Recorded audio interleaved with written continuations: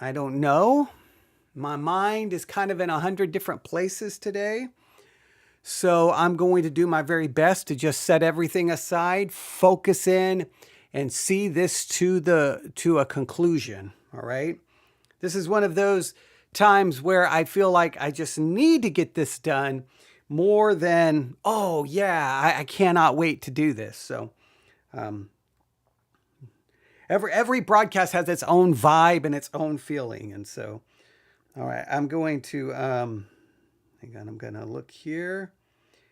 All right, notifications, but nothing bad. Okay, now I'm going to do a search for Theology Central. Theology Central. All right, how do we sound? All right, I'm going to turn off the live chat. And I think we're going to be able to do this. All right. I'm going to go over to sermon audio. I'm going to try.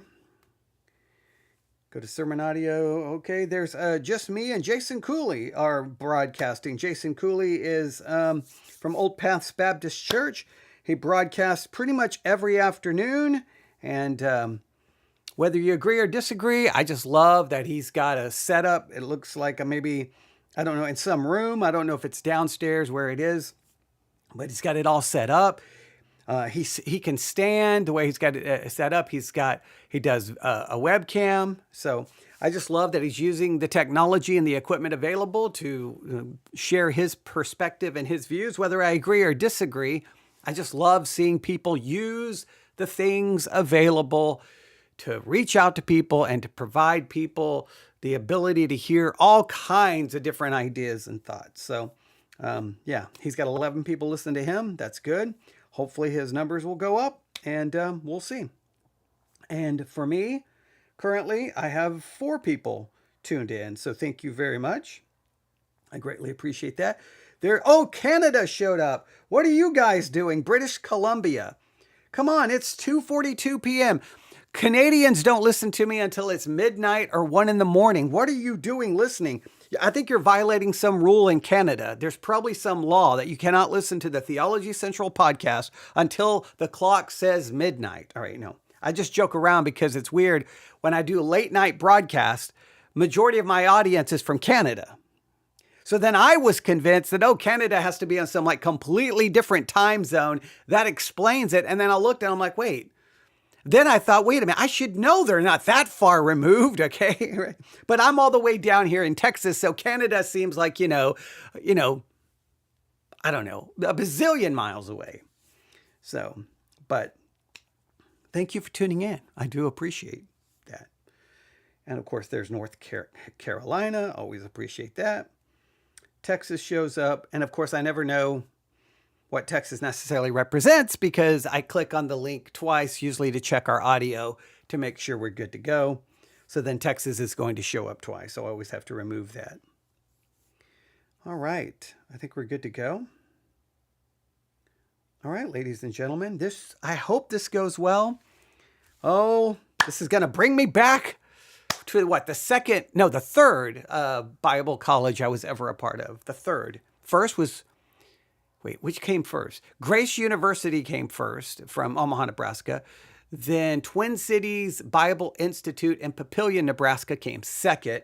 Then Family Radio School of the Bible came third. And who was in charge of Family Radio School of the Bible class?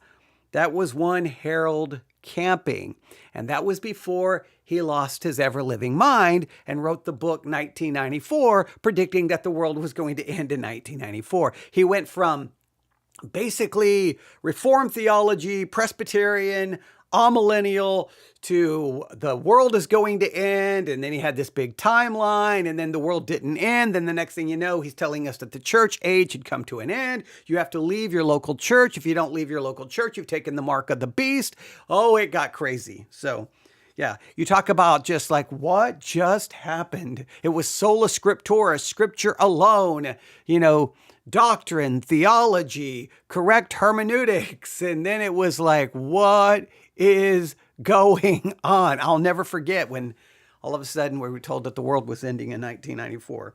And it's kind of like, what just happened? So yeah, those are long stories. The way back in the day, the Christian Post wrote an article, not necessarily about me, but about some of my experiences. Back when because remember, he reset the date to like 2000, was it 12? I can't remember, 2010. I don't remember. He set another date. Then he had a stroke, and then he did give some kind of an apology, and then he ultimately died. It's kind of it's a sad story the way it all went down, but yeah, we could talk about that forever.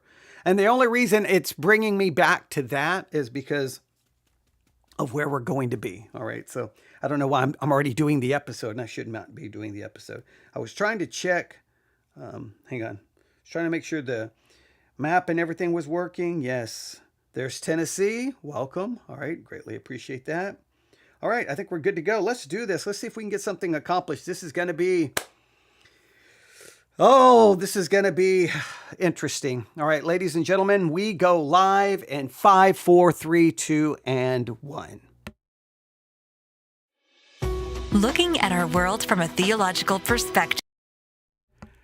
We're going to stop that because my intro would not start. Okay, then it kind of started all broken there. I don't know what happened. Okay, let's try that again. Ladies and gentlemen, without any further delay, we go live in 5, 4, 3, 2, and 1. Looking at our world from a theological perspective. This is the Theology Central podcast, making theology central. Good afternoon, everyone. It is Friday, January the 2nd, 2026. It is currently 2:47 p.m. Central Time, and I'm coming to you live from the Theology Central studio, located right here in Abilene, Texas, where it's like 81 degrees outside. It is warm. The sun is shining. It's exactly the way January should be.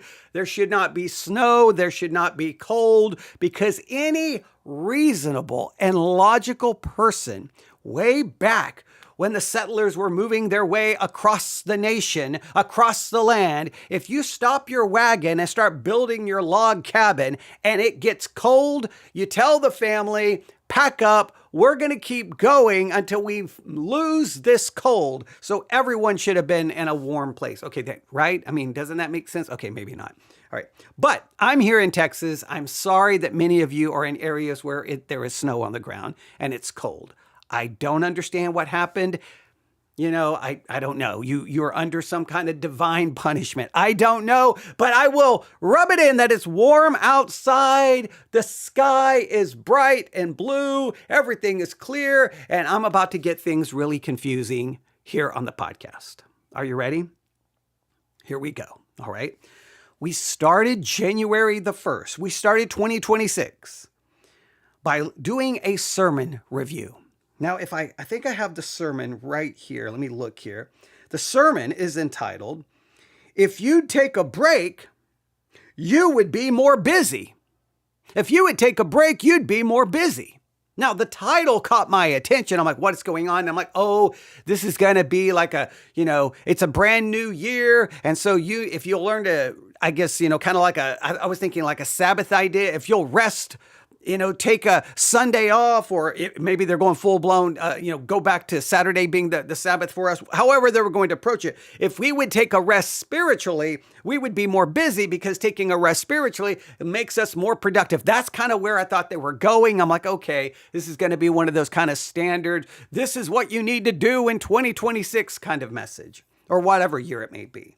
But then when I looked down, I saw that the text was Ruth chapter 2. Ruth chapter 2, verse 7. Ruth chapter 2, verse 7, where we read these words. Ruth chapter 2, verse 7. "And she said, I pray you, let me glean and gather after the reapers among the sheaves. So she came and hath continued even from the morning until now, that she tarried a little in the house."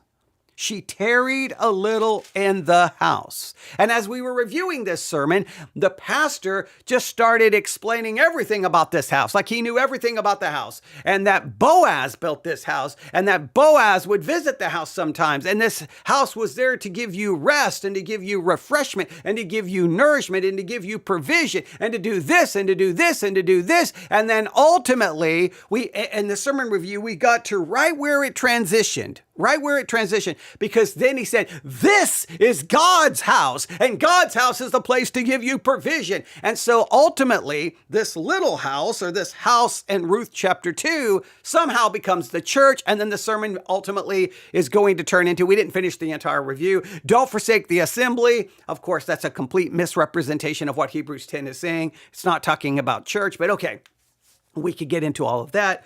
But it turns into we need to be in God's house, and if we'll go to God's house and get rest, then we'll be more busy. And so it was going to basically turn in 2026, go to church kind of thing.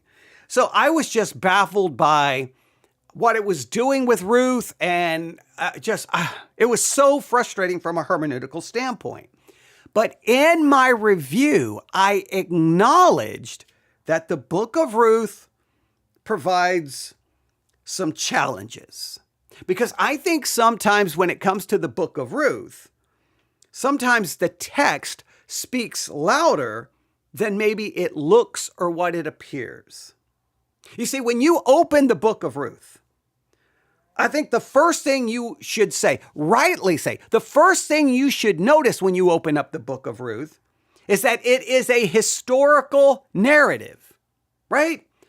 Because you have to identify the genre of literature. You have to, right? I mean, that's something that needs to be done over and over and over, because poetry is different than narrative.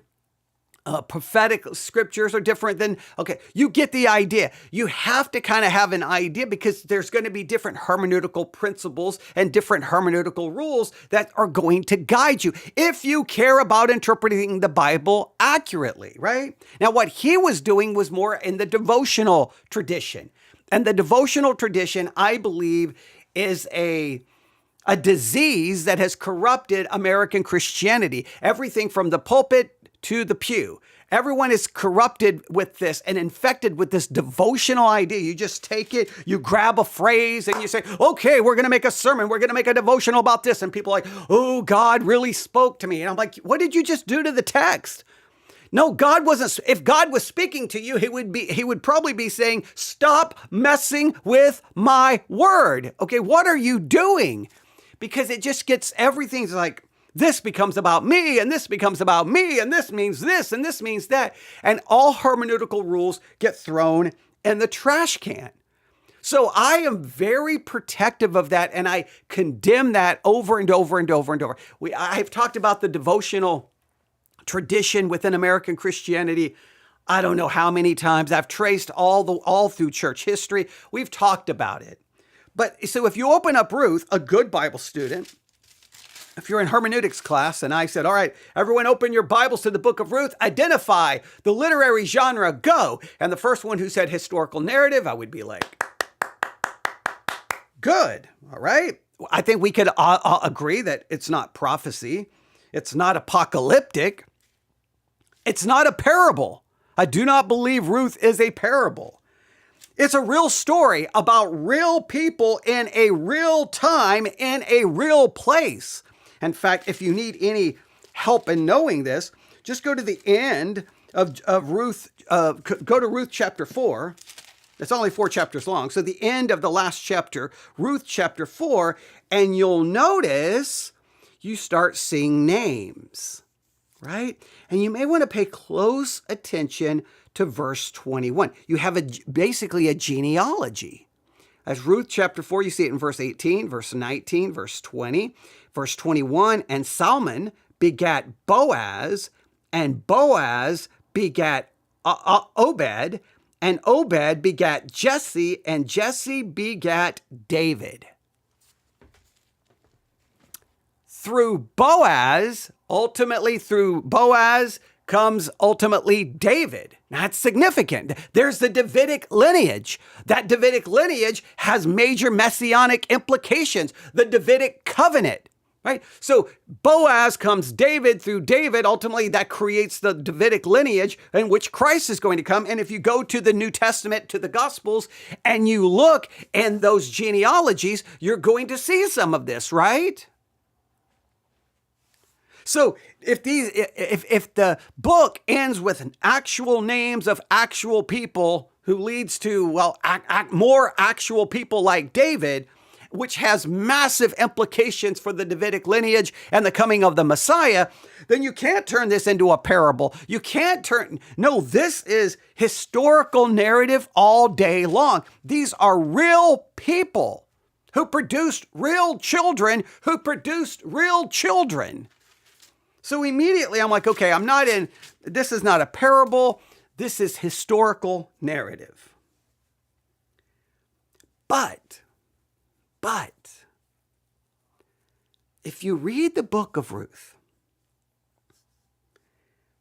and you slow down, and if you actually pay attention, the text begins to speak louder than what it looks like. It begins to seem to be saying more than what it first appears to be saying.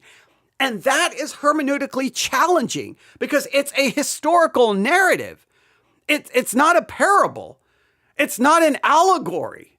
But it seems that the text seems to be saying, oh, wait, there is more here. And the minute you begin to stumble upon the more, I think you begin to go, well, what are the rules governing this?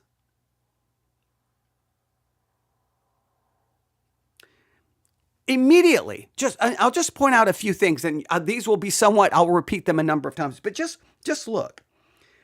Ruth chapter 1, verse 1.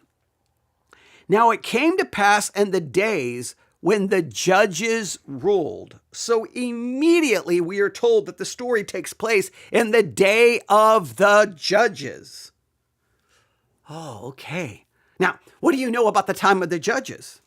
If you go back to Judges, which is the book that comes right before Ruth, you're told something, right? Aren't you? That this is a time when there was no king in Israel and everyone did what was right in their own eyes. There's no king in Israel. How does the book of Ruth end?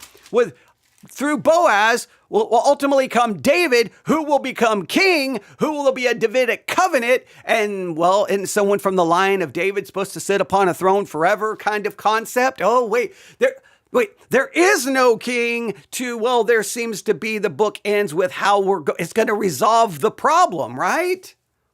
Almost immediately you have to go, when you compare in the day, now it came to pass in the days when the judges ruled, and you compare it to the end where it points to David. Come on, you've got to go, all right, there's something going on here. There's a lot happening here.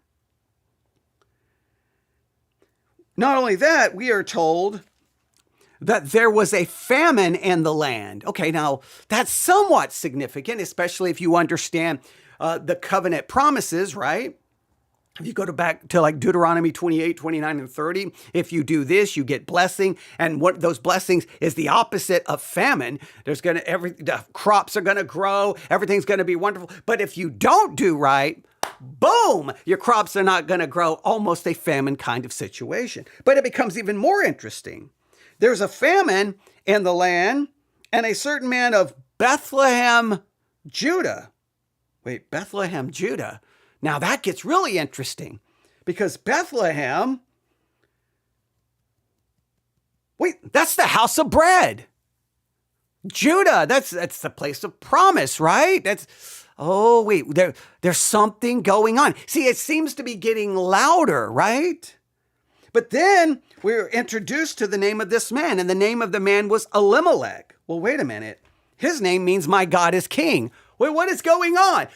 It's the time of Judges where there is no king, but this man's name means my God is king. But is God really king in a practical sense?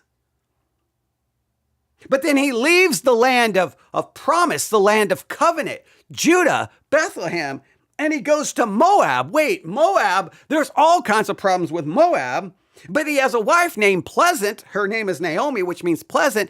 So my God is king marries pleasant. But something is not pleasant in what occurs. So because they produce two children and their names mean anything other than pleasant, something is happening. In fact, their names mean weakness and wasting away.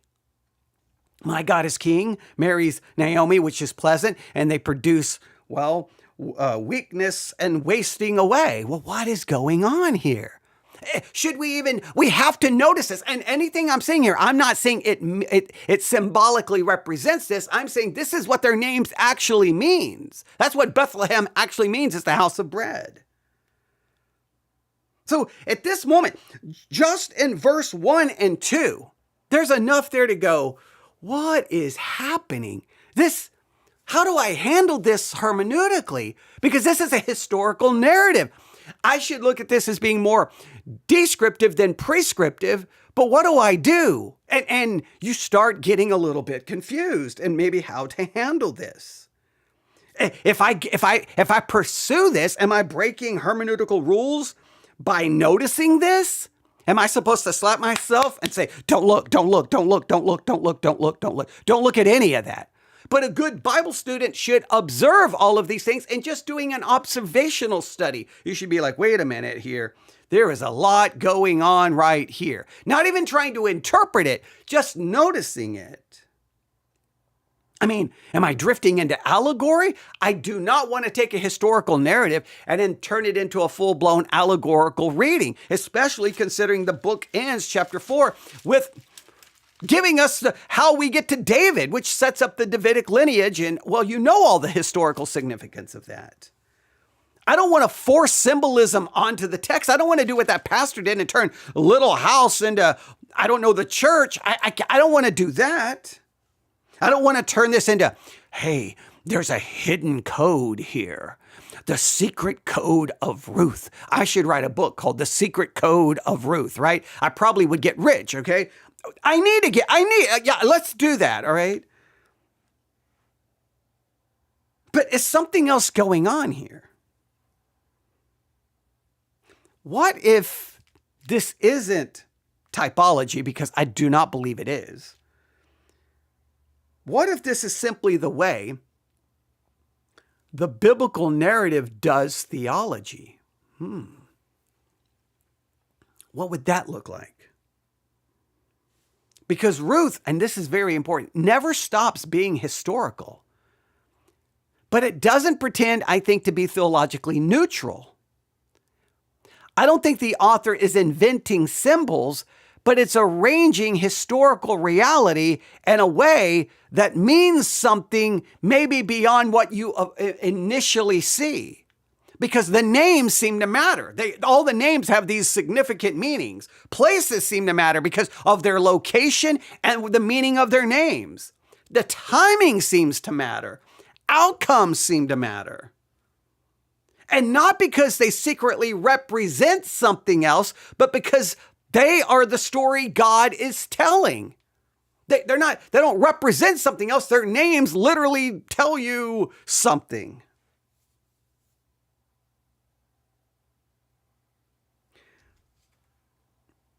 And a roundabout, I think I'm trying to be accurate here. Ruth chapter 1, and I'm just focusing on chapter 1 right now, does not shout its theology, but it kind of lets the irony of the story, the loss, the movement, and the kind of the reversal do all of the work.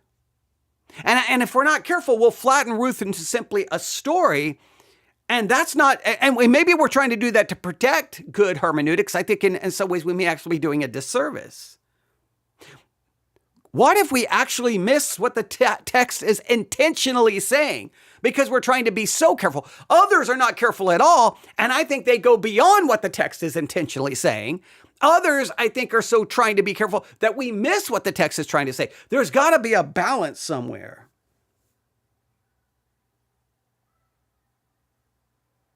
So what I want to do in this episode is I'm not going to abandon the historical reading. I'm going to try to take the historical reading seriously based on what the text actually says. I'm going to try to walk us through Ruth chapter 1 carefully, I'm not going to say, oh, what does this symbolize? I don't want to use that language. But I'm going to try to say, what is the writer of Ruth trying to show us with the words that are being used and what these things mean and how it fits into the overall narrative?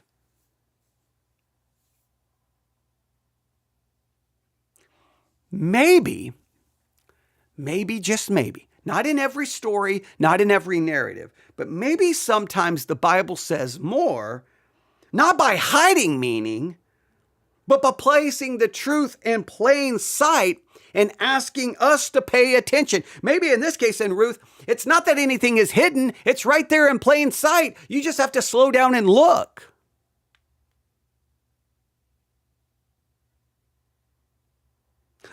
Now, it's good at times. I think we have to at least address this. We have to address a couple more things here. I know my introduction here is going to go long, but that's okay. All right. It's going to feel like typology to a certain degree. It's going to feel like typology, but this is not typology. Typology would require a later, clear fulfillment in the New Testament. That would be typically often Christological. In other words, hey, the Bible later on says that represented this, that pointing to this. And with Ruth, you don't get anything in the New Testament even attempting to do that. We would need some kind of explicit, maybe implicit or explicit confirmation somewhere else in the Bible, even if it's not in the New Testament, somewhere in the text, giving us some idea that this picture is this. I know pastors don't require that, but any good hermeneutic, a freshman in hermeneutics should require that.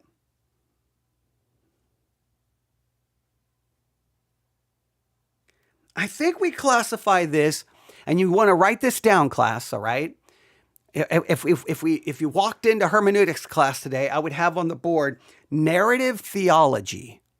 Narrative theology. Are you familiar with narrative theology? How much has your church taught you about narrative theology?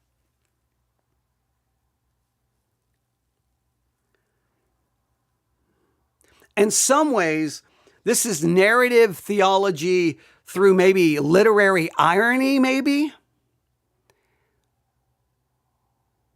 For example, just look at some of the narrative irony. I'll just give you, there's a famine in the house of bread. My God is king in a time when there is no king. There's clear covenantal framing. There's a famine. Look at Deuteronomy 28 through 30. All right, it's clearly there.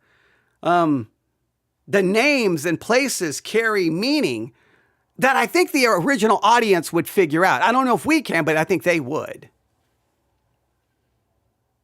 It's kind of a theological form of storytelling. All right?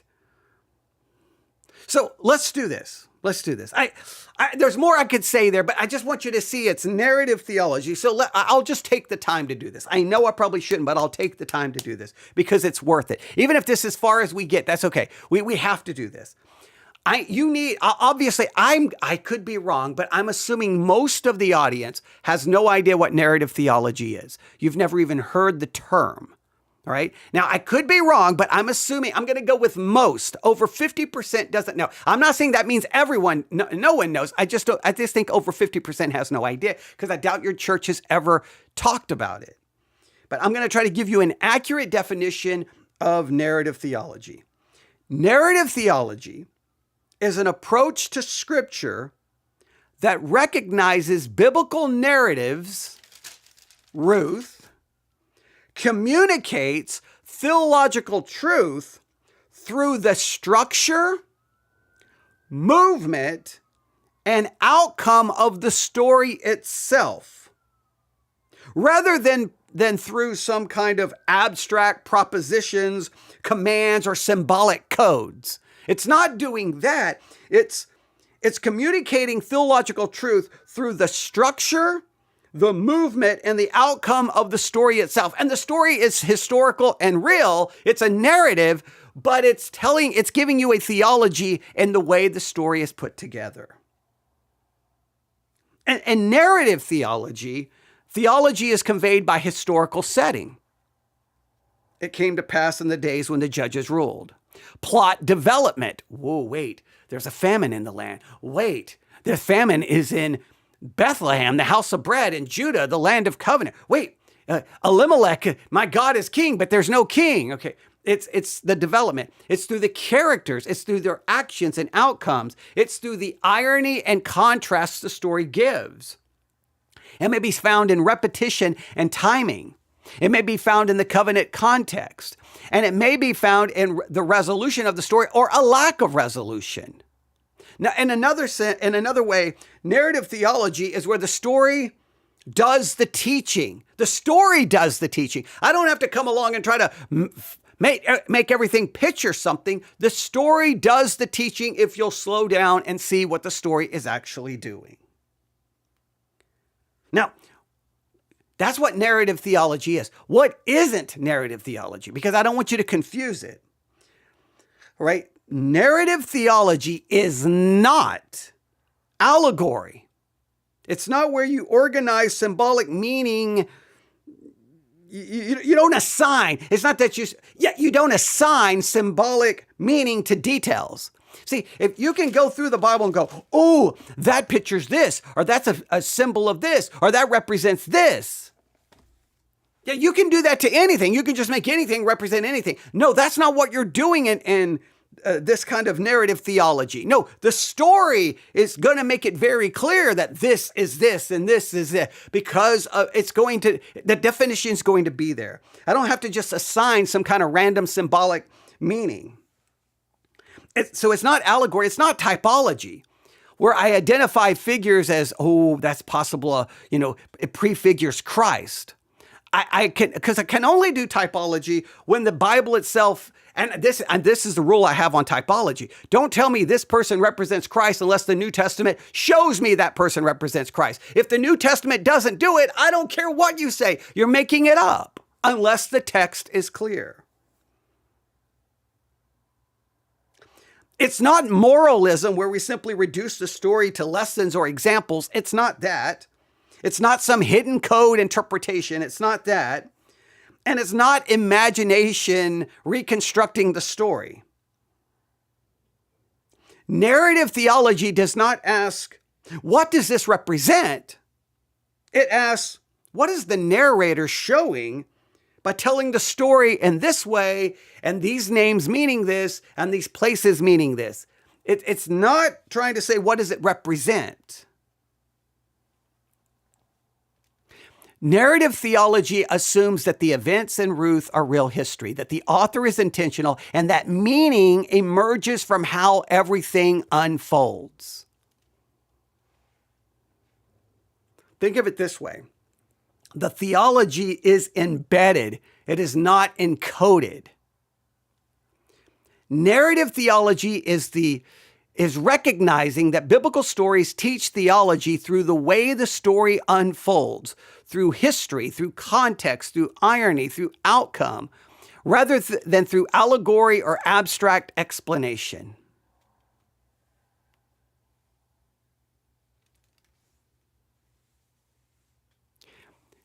Think of it this way. Narrative theology allows the text to speak without forcing it to become something else.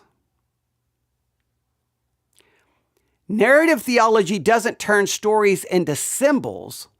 It listens to how God speaks through the history of the narrative itself.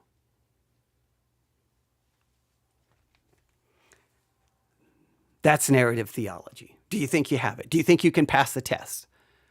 All right. Monday, we'll take a test. Okay, no, I won't give you a test. I should, but you need to know narrative theology. And again, it can sound very similar to how some people will handle allegory or typology, but in many of those cases, allegory and typology, I think almost inevitably ends in abuse. Usually does, not always, but in many cases. You got to be very careful with narrative theology. Let me make it very clear. You don't just go to any text and say, boom, this is narrative theology. I think in a case like Ruth, the only reason I would even go here is because there's something going on. There's too much in just verse 1 and 2 that says, verse 1 and 2 is like a slap in the face. Whoa, are you not seeing this? Are you not seeing this? Look, No, no, no. Stop reading. Look, what are you doing? Are you missing it? It's like it won't let you. It'll be like, hey now. No, no, no, no, no. I know you're on verse 8. No, no, go back. Did you not see it? And it arrives from the text. I'm not placing it into the text. So let's dive into Ruth chapter 1. Are you ready? We'll try to do this in 30 minutes. Whew, I'm going to be moving fast, right fast, okay? Now, I always struggle with these kinds of episodes because on one hand, I could put this all together in a nice, clean, like sermon fashion, and it would get more attention. People are like, oh, that was so powerful. But I don't care to make it all powerful. I just want to bring you up. I want to make you a part of the discovery process, that we're working together. We're figuring it out together. I want you, it's like we're sitting in a classroom struggling together, more than just trying to present it I could preach it in a way and be like, and you'd be like, wow, no one has ever handled Ruth that way. And I understand sermons kind of lead to doing it that kind of way, but I'm so opposed to the sermon type structure that I've been trying to battle and go against it forever, even though I used to preach maybe that way. Before I would have been all fired up to go, oh, I am going to preach Ruth and I'm going to blow everyone's mind because they have never seen anything like this. But now I want you to understand it hermeneutically so that you can understand how to handle the text. So let's start. We're going to go Ruth chapter 1, verses 1 through 22, not perfectly in an exegetical way, but we're going to try to cover everything in Ruth chapter 1. Let's start with kind of the canonical and historical setting. In other words, the biblical setting. Where does Ruth fit in biblically and where does it fit in historically? All right? And Ruth chapter 1, verse 1 gets us a good, kind of gives us a good setting.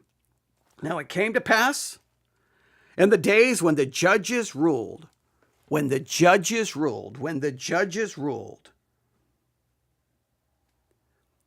believe Ruth chapter 1, verse 1 is not merely giving us a historical setting, it's giving us a theological framing. It's framing everything within that context. And it comes right after the book of Judges. If you'll bring the book of Judges with you to when you read the opening words of Ruth chapter 1, then the narrative starts taking a frame and starts making a little bit more sense. All right, so let's consider this canonical and historical setting is framed by in the days when the judges ruled. And now let's take this setting apart so that we understand it. Let's consider the moral climate of this period of time. The book of Judges ends with a repeated diagnoses, right? Judges chapter 17, verse 6, Judges chapter 21, verse 25. In those days, there was no king in Israel. Everyone did what was right in their own eyes. That's the moral climate. When you open up the book of Ruth, there is no king in Israel. Everyone's doing what is right in their own eyes. And to say there's no king in Israel, to me, I think it goes beyond. Obviously, there's no physical king. They're being ruled. They have these judges that rise up. There's no king. But I think in some ways, it's also kind of a theological statement because from a practical standpoint, everyone's doing what is right in their own eyes. God is not even being viewed as king in a practical perspective. Now, this does not mean that Israel did not have a concept of God because they clearly did. It did not mean that the people denied Yahweh, Jehovah. It did not. It just means that from a practical standpoint, everyone's just running around doing what they want to do in their own eyes. It's as if God is not king and ruling in any practical way. We could say it this way. God's kingship, let's say it that way, was not functioning, or it was not functionally governing the decisions. God's kingship is not in a practical way governing any of the decisions anybody is doing. They're doing what is right in their own eyes. Now, that doesn't change God being king because God is just king. That's who he is. But from a practical standpoint, everyone's running around doing their own thing.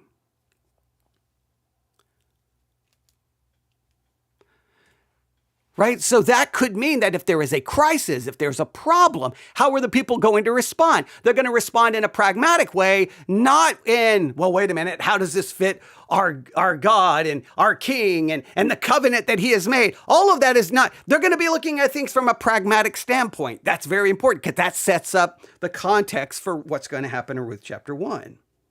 So you can say this way, Ruth, from the very first line, now it came to pass in the days when the judges ruled, that the story of Ruth is deliberately set inside complete and total moral, theological instability. Political, everything is just unstable. So that's kind of the canonical, the biblical and historical setting. We know what's going on. Chaos, insanity, craziness. Look at the end of Judges. Look at the horrible things that happen. This Ruth comes in the midst of that. Now, again, I think it's so important. I'm going to state it again. Ruth, the story opens in a time when there is no king. There is no king. Ruth is going to end. And Obed begat Jesse, and Jesse begat David. David, king, Davidic covenant. I mean, come on, if you don't catch that. Now, I know that's giving away the story. See, if I was doing this in a kind of a sermon way, I would be walking you through it little by little and kind of building a narrative, building a story, and it would be more dramatic. But I want you to just see this from a hermeneutical standpoint. If you ever open up the book of Ruth, what do you need to know? Forget love story and Boaz represents this. Forget all of that. Wait, no, there is no king. Everyone's lost their ever-living mind. Everyone's doing what is right in their own eyes. Ruth ends with pointing to David. The no king problem is going to find a resolution. Is that how we should read it? We want to read it about Christ and the church and Gentiles coming in. We read all of these other theological things into the text. Narrative theology, let the narrative teach the theology. Don't force your theological understanding onto the text.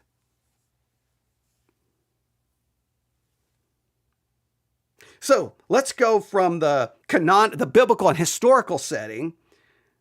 Now let's bring up, I guess, the first major thing that we need to see. Now it came to pass in the days when the judges ruled that there was a famine in the land. Whoa, famine, boom. Soon as you see that as a good Bible student, you put an exclamation mark and you stop right here. That's significant. All right? In the Old Testament, famine is typically seen, and I think I can be dogmatic here. I'll say it typically does. You can tell me if I'm wrong, but I think almost in every situation, it's a covenant signal. It's never a neutral event. There is a famine in the land. All right. And if you look at, and I'm going to take you through some of these, go to Deuteronomy. All right, hang on. I'm going to make sure we read all of these. Go to Deuteronomy. I was just going to make some references here, but I think I'm going to look these up. Deuteronomy, if we go to chapter 15, Deuteronomy chapter 15, right? Deuteronomy chapter 15. This may take us way too long, but it's definitely worth it. Deuteronomy chapter 28, verse 15. If I said chapter 15, I apologize. Deuteronomy chapter 28, starting in verse 15. Depending on your Bible, guess what you're going to see? Curses for disobeying God. What are some of the curses? Deuteronomy 28, 15. But it shall come to pass, if thou wilt not hearken unto the voice of the Lord thy God, to observe to do all his commandments and his statutes, which I command thee this day, that all these curses shall come upon thee and overtake thee. Cursed shall thou be in the city. Cursed shall thou be in the field. Cursed shall be thy basket and thy store. Cursed shall be the fruit of thy body, and the fruit of the land, the increase of thine kind, and the flocks of thy sheep. Cursed shall thou be when thou comest in, and cursed shall thou be when thou goest out. The cursing shall send upon the cursing vexation and rebuke, and all that thou settest thine hand unto for to do, until thou be destroyed, and until thou perish quickly, because of the wickedness of thy doings, whereby thou hast forsaken me. The Lord shall make thee pestilence, cleave unto thee, until he have consumed thee from off the land, whether thou goest to possess it. The Lord shall smite thee with a consumption, and with a fever, and with an inflammation, and with an extreme burning, and with a sword, and with blasting, and with mildew. They shall pursue thee until thou perish. And thy heaven that is over the head shall be brass, and the earth is under thee shall be iron. Verse 24, the Lord shall make the rain of thy land powder and dust from heaven. Shall it come down upon thee until thou be destroyed? I don't know, ladies and gentlemen, that sounds very much like a famine, okay? And why? Famine shows they did not obey the law. Famine shows they have failed to do what they're supposed to obey the law, which of course, they're never going to do because no one can. But all right, that's a different story. If you look at Deuteronomy 28, go to verse 38 and 40. Thou shalt carry much seed out into the field, and shall gather but little in, for the locust shall consume it. Thou shalt plant vineyards and dress them, but shall neither drink of the wine, neither the grapes, for the worms shall eat them. Thou shalt have olive trees, throughout all thy coast, but thou shalt not anoint thyself with the oil, for thine olive shall cast his fruit. Deuteronomy 29, if you go to Deuteronomy 29, starting at verse 22. So that the generation to come of your children that shall rise up after you, and the stranger that shall come from a far land, okay, if I can read this correctly, Deuteronomy 29:22. Let me slow down. Deuteronomy 29:22. So that the generation to come of your children that shall rise up after you, and the stranger that shall come from a far land, shall say, when they see the plagues of that land and the sickness which the Lord hath laid upon it, and that the whole land thereof is brimstone and salt and burning, and that it is not sown nor beareth, nor any grass groweth therein, like the overthrow of Sodom and Gomorrah. Look at verse 24. Even the nations shall say, wherefore hath the Lord done this unto the land? What meaneth the heat of this great anger? All right, when you see famine, anything in the Old Testament, anything especially relating to Israel, famine is they did not obey the law. All right? If you go to Deuteronomy chapter 30, verse 1, and it shall come to pass when all these things are come upon thee, the blessings and the curse which I have set before thee, thou shalt call them to mind among all the nations, whether the Lord thy God hath driven thee, and shall return unto the Lord thy God. Now this is the promise of restoration after the curse. So when you open up Ruth and you see famine in the land, you're like, oh, I know what's going on here. I know what's going on here. You have to see it. Now, make it very clear. The text in Ruth does not say Israel sinned in a specific way, but it invites the reader to interpret the famine in a covenantal way. And especially if you're coming right out of the book of Judges into Ruth, which Ruth makes sure lets you know, no, you should read Judges here because this is the time of the judges. So in this case, this is perfect narrative theology. The narrative is telling you the theology. It's not proclaiming it explicitly, but it's right there in front of you. There's famine in the land, and that's not good. That's bad. And that almost inevitably shows covenantal failure, especially for those in Bethlehem and Judah, which is the very next thing we're going to read in the text, right? And a certain man, he's not named yet, of Bethlehem, Judah. Bethlehem, house of bread. Bethlehem in Judah, and it means house of bread. Judah equals tribe of promise, kingship, covenant lineage. The famine strikes precisely where the provision should be. Where should provision be? The house of bread. Where should provision be? With the tribe of promise, where there should be a king, there should be covenant lineage. But no. There is a famine there. There is famine where provision should be. And this is in narrative theology. This is screaming, isn't it ironic? Don't you think? There's no bread in the house of bread. There's no stability in the land of promise. The land and the setting reflects the judge's problem. There is no king. Everyone is doing what is right in their own eyes. It is chaos. It is morally insane. There is not covenant faithfulness.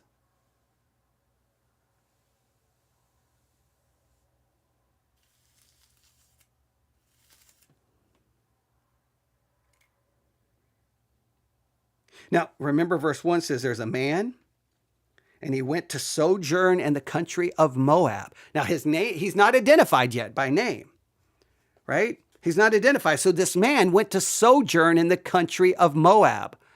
Now, sojourn here is supposed to be temporary. To sojourn is you're going somewhere temporary. But if you'll notice, if you look at the story, this sojourn turns into something permanent. He goes, children are going to marry, they're going to stay, they're going to be there like 10 years, people are going to die. Somehow this idea, we're going to go just check this out because there's a famine in the land, it turns into a permanent situation. See, the Hebrew for sojourn is, I think it's trying to say this is supposed to be short-term survival. It's not about relocation. But the narrative kind of undermines this. The sojourn turns into settlement. Settlement turns into marriage. Duration is 10 years. Look at Ruth chapter 1, verse 4. And they took them wives of the women of Moab. The name of the one was Orpah and the name of the other Ruth. And they dwelled there about 10 years. Now, I'm not here to argue good or bad. It's just the story is telling you what happened. They left the house of bread for 10 years. They left the land of promise for 10 years. They end up in Moab. They end up staying. They end up marrying, the sons marrying Moab, women from Moab, Moabites. These are things that are not supposed to occur. And then Moab is named right there in verse 1. So he's supposed to sojourn in the country of Moab. Now, Moab is not just any place. Okay, the origins of Moab, Lot and his incestual relations with his daughters, right? Numbers chapter 25, we read about the Moabites and their idolatry. And then Deuteronomy, I think it's chapter 23. Hang on, I believe it's Deuteronomy 23. Don't quote me. Hang on. Wait. Don't write it down. That's why you have to use pencil. I think it's Deuteronomy 23:3. An Ammonite or Moabite shall not enter into the congregation of the Lord, even to their 10th generation shall they not enter into the congregation of the Lord forever. All right, they are excluded from the assembly of Israel. They're excluded. So the Moabites, you're going to Moab? So in a sense, Moab represents a place without any covenantal protection. And I think this is at the very least, it's a pragmatic decision, right? Now, make sure I understand. The text does not say, condemnation, they're wrong. But the geography preaches. The geography is like, what are they doing in Moab? What are they doing there? They were in Bethlehem. They were in Judah. Why are they in Moab? The text does the speaking. We don't have to turn it into some kind of we don't have to add any meaning here. The text does it for us. Well, then finally, the man, back to Ruth, is identified. And the name of the man was Elimelech. The text wants you to know his name. And immediately you look up Elimelech and you're like, my God is king. All right, there's no king in the land, but there's a man there with a name called My God is King. Now, that places the name right in the midst of the chaos of Judges. There's no king in the land. It puts it right in the context of the covenant famine. There's no king in the land because Israel is living as if there's no king in the land, and their covenant failure, so there's famine. And it also makes his pragmatic relocation seems odd, right? because he's pragmatically deciding, I'm not going to stay in the house of bread. I'm not going to stay in the land of promise. It's almost like he's forgetting God's promise. He goes to Moab in a pragmatic way, even though his name says, my God is king. Again, this is not allegory. This is irony. The man whose name is my God is king leaves the land which God, who is king, made promises to, and goes to Moab, where your God, who is king, has condemned them. Now, just make it very clear. The text does not accuse Elimelech. It just shows the irony. It just shows like, whoa, what is going on? Now, he has a wife. Her name is Naomi. Now, her name means pleasant, sweet, delightful. So my God is king marries pleasant, sweet, delightful. But what follows? Well, they leave the land. They go to Moab. Well, let's see, what else happens? And Elimelech, Naomi's husband, died. So my God is king marries pleasant, sweet, and delightful, and there's death. Then she was left her 2 sons, right? And we know that the 2 sons die in verse 5. So my God is king marries that which is sweet, it's pleasant, and what follows is death, death, death, right? And then look what happens in chapter 1, verse 20. And she said unto them, call me not Naomi, call me Mara, for the Almighty hath dealt very bitterly with me. Now that tells you that the name meant something. See, the name is changed in the text. So if you see, oh wait, her name is changed, well, what was it changed from? And when you realize it was changed from Naomi, which was pleasant, sweet, and delightful, when my God is king marries which is pleasant, sweet, and delightful, well, it ends into disaster. Now, you can take that far and you can preach a lot of sermons there. You got to be careful though. We want to do, narrative theology. We do not want to do allegory. But then, go back. The 2 sons, Mahlon and Chilion. Mahlon and Chilion. Now, there's a lot of debate about their names. Some believe, like, come on, these names have to just be being used for storytelling purposes, right? This is so crazy. I don't think we have to do that. I think God is using reality, real names, but they all tell a story. God is sovereign over everything, right? I don't think the author had to come in and make up these names, but all the names are so crazily mean something, right? But Mahlon, weakness and sickness. Chilion, wasting or perishing. So when my God is king marries pleasant, sweet, and delightful, you end up with weakness, sickness, wasting, and perishing. Now, please note, the narrator does not give any childhood stories, no dialogue, only the outcome. They marry Moabite women. They die outside of the land of promise, and they leave no heirs. This is not to be read necessarily as moral judgment, but as narrative consequence. This is the consequences of it. My God is king, hooks up with what's pleasant and, again, her pleasant, sweet, and delightful. Next thing you know, it just leads to what's going to lead to her ultimately turning to bitterness. Everything's going to turn to bitterness. They left the house of bread. They left the land of promise. There is famine because of covenant unfaithfulness.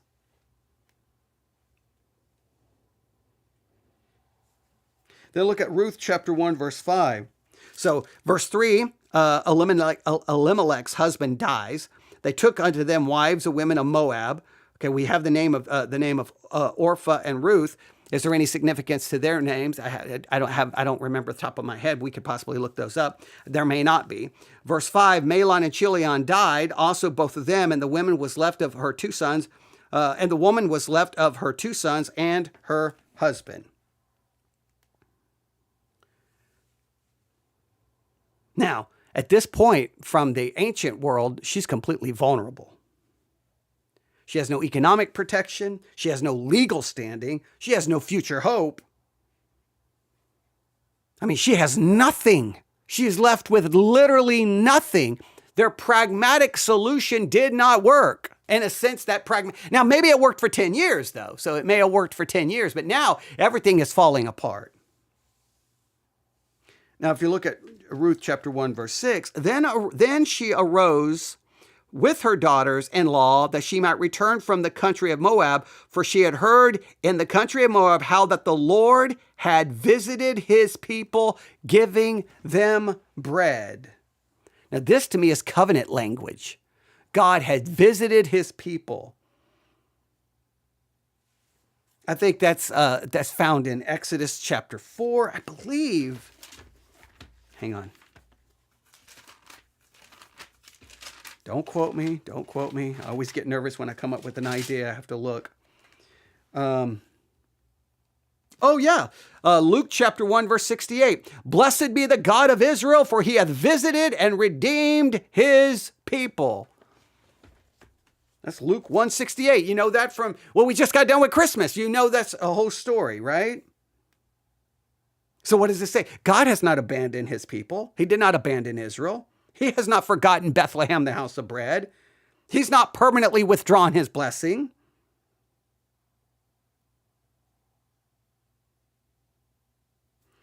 Now, we could do a little bit of theological work. Provision returns before repentance is narrated. Grace always precedes restoration. Grace precedes restoration. We tend to say you've got to do this and this and this before you get the grace, but you should give grace before repentance, because I think grace should precede restoration. Now, I don't want to go too far with that, but the story is interesting. They're there before they repent, before anything. God has visited his people. Now, maybe the people repented there? You could possibly make some argument, but so I got to be careful. Again, it's so easy to fall into it's so easy to turn. You could preach this forever because there's so much going on here in the narrative. But note, go back to Ruth. Back to Ruth chapter 1. And then she arose with her daughters-in-law that she might return from the country of Moab. This idea to return, right? Naomi returns to Judah. She's going to urge Oprah and Ruth to return, physically reverse the Moab journey. They turn from the house of bread in Judah, and they go to Moab, and now she's going to return back. There's kind of a reversal in the narrative. The reversal or the move, this is theology and movement here. Now, you note what happens here. Wherefore she went forth out of the place where she was, and her two daughters-in-law with her, and they went on the way to return unto the land of Judah. And Naomi said unto her two daughters-in-law, Go, return each to her mother's house. The Lord deal kindly with you as you have dealt with the dead and with me. The Lord grant you that you may find rest, each of you in the house of her husband. Then she kissed them, and they lifted up their voice and wept. All right. So look what happens. So they're all weeping. And they said unto her, Surely we will return with thee unto thy people. And Naomi said, Turn again, my daughters. Why will you go with me? Are there yet any more sons in my womb, that they may be your husbands? Turn again, my daughters. Go your way, for I am too old to have any husband. If I should say I have hope, if I should have an husband also tonight, and should also bear sons. If I should have a husband also tonight and should also bear sons, would you tarry for them till they were grown? Would you stay for them from having husbands? Nay, my daughters, for it grieveth me much for your sakes that the hand of the Lord is gone out against me. And they lifted up their voice and wept again, and Oprah kissed her mother-in-law, but Ruth clave unto her. So Oprah, there's kind of like two paths here, right? Oprah weeps. She kisses Naomi. She returns and she's blessed by Naomi. She's not condemned. Let me make it very clear. She's not condemned. Ruth clings. This is very kind of covenantal kind of language, right? But Ruth clave unto her. This is like cleaving unto her. Very covenantal kind of language. She commits permanently. And she said, behold, thy sister-in-law is gone back unto her people and unto her gods. Return thou after thy sister-in-law. And Ruth said, entreat me not to leave thee or to return from following after thee. For whether thou goest, I will go. Whether thou will lodgest, I will lodge. Thy people shall be my people and thy God, my God. She's committing permanently. She's abandoning people. She's abandoning God. She's abandoning security. She's abandoning everything. This shows kind of a covenantal commitment.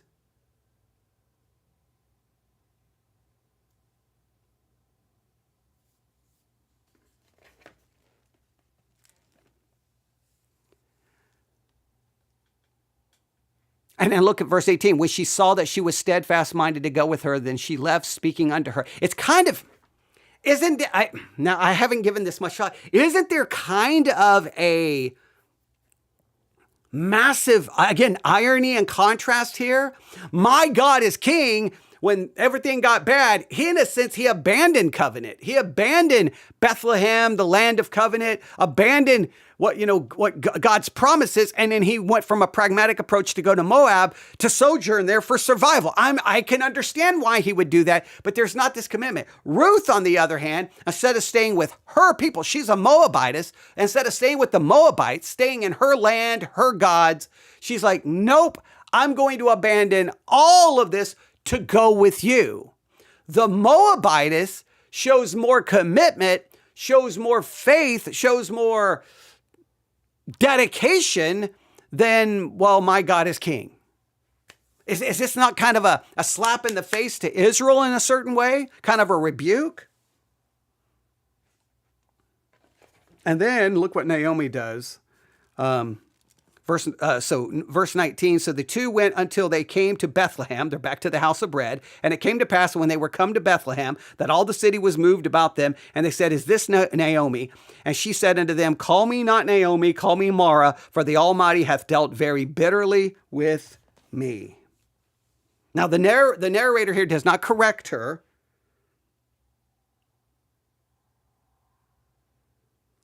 Because the book, I think, is allowing space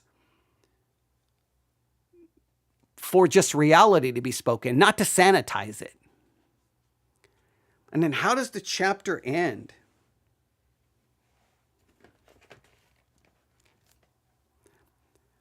I went out full, and the Lord hath brought me home again empty. Why then call me Naomi, seeing the Lord hath testified against me, and the Almighty hath afflicted me? I went away full, and the Lord has brought me back empty. My God is king, married, pleasant, sweet, and you end up with nothing in this particular case.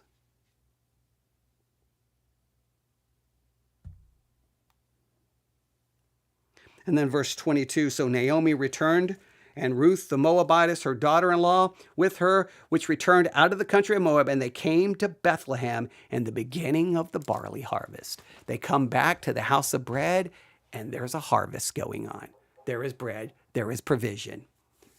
I don't think it has anything to do with anybody's goodness, because it doesn't indicate that. It's God's grace. God is going to remain faithful to his covenant even when his people don't remain faithful. So Ruth 1 seems to be about life when God is confessed but not trusted. I think we can see a little bit of that. When covenant is abandoned because of pressure. When emptiness produces pragmatic survival. And when grace returns before understanding or anything else. And loyalty emerges in some unexpected places. There's no allegory required. There's no symbolism invented. I think the text does all the work. Ruth chapter 1 shows us what life looks like when God is named king, but not functionally trusted as king. and how God begins restoring his people long before they understand what he is doing.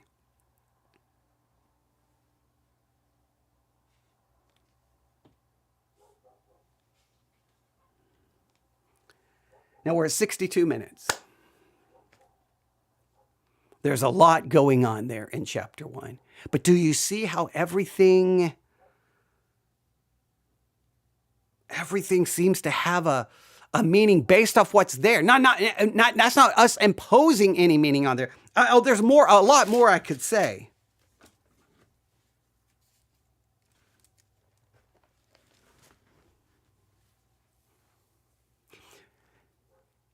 There's no question that Elimelech, my God is king, is right there hanging out in the land of promise, the covenant land.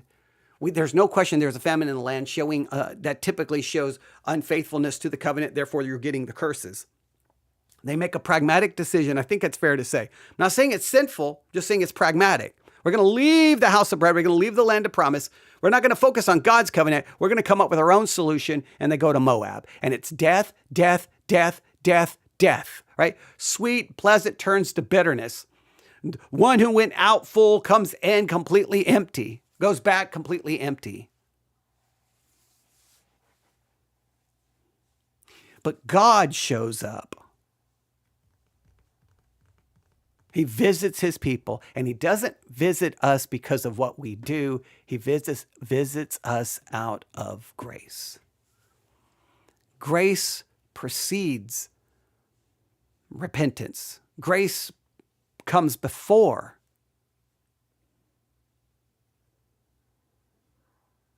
Thank God it does. Thank God God's grace is there.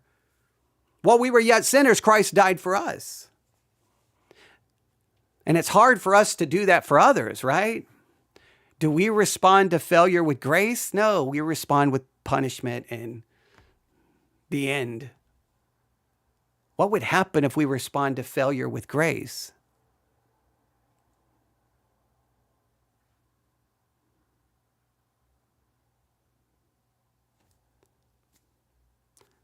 Now, do we continue? Well, we don't now, but maybe now we'll pick up too. Just remember how the book's going to end. Now, we're going to get to this thing, all right?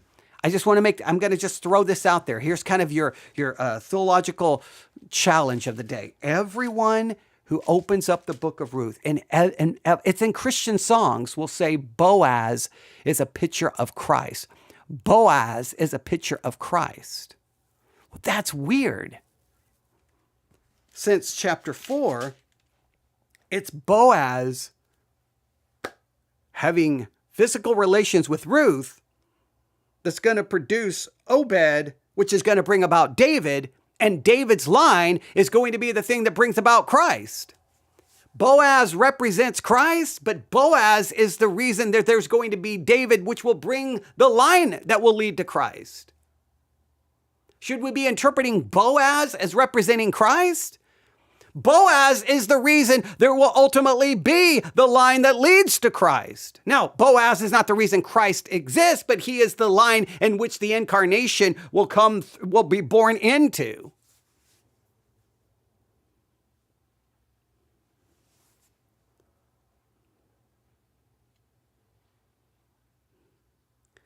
I just want you to give that some thought.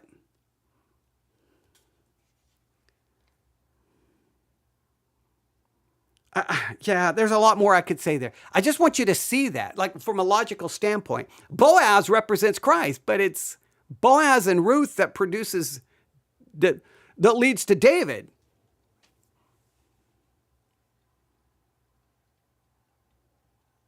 Boaz is the historical necessity, which is going to bring about David, which brings about the Davidic lineage, which Christ is born into. Even when you see, am I right? Hang on. I could be wrong. Is he named in the... I don't know if he's named. Hang on, let me hear. I could be wrong. Oh, yeah, Boaz is... no, wait. And Salmon begat Booz of Rechab, and Booz begat Obed of Ruth, and Obed begat Jesse. Now, if we read it in it, that's the King James. If we read it in a different translation, it may be more clear. Here we go. Matthew chapter 1, verse 5. Salmon was the father of Boaz, whose mother was Rahab. Boaz was the father of Obed, whose mother was Ruth. Obed was the father of Jesse. Jesse was the father of King David. The lineage of Christ is traced through him, but we somehow make him a picture of Christ. I just don't know if that's how we should understand Boaz.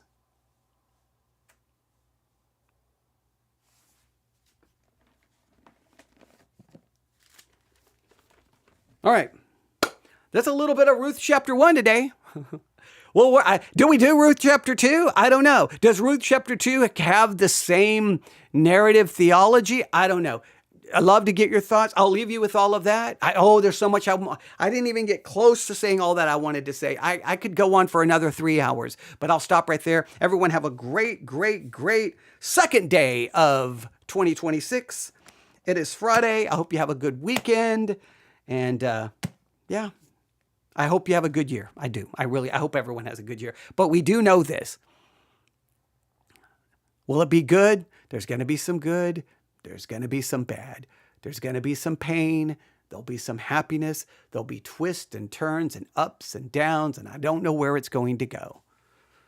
But God remains faithful even when we don't. God remains true even when we don't see or feel that he's there. All right. Thanks for listening. God bless.